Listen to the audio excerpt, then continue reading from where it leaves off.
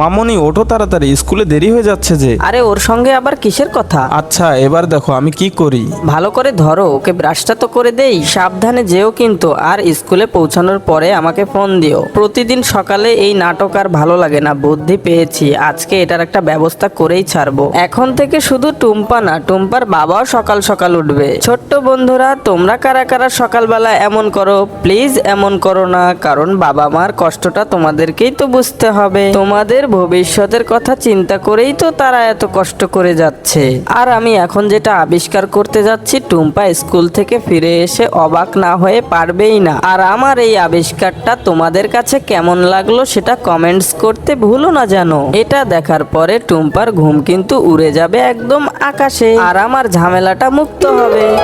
এই মামনি ওঠো, সকাল হয়ে গেছে। টুম্পার বাবা, আজকের পর থেকে আমাদের কষ্ট অনেক কমে যাবে। দেখো আমি এটা কি তৈরি করেছি। আরে দারুণ তো, এটা কি তৈরি করেছো তুমি? শুধু কথা বলেই বোঝাবো? এই দেখো এটা কি তৈরি করেছি। বুম বুম, সকাল হয়ে গেছে। আরে এটা কি ছিল? আরে শুধু দেখতে যাও, আরো একটা জিনিস আছে এটার সাথে। হেই রোবট, তোমার কাজ শুরু করে দাও। Yes ma'am. হ্যাঁ, এটা কিভাবে সম্ভব?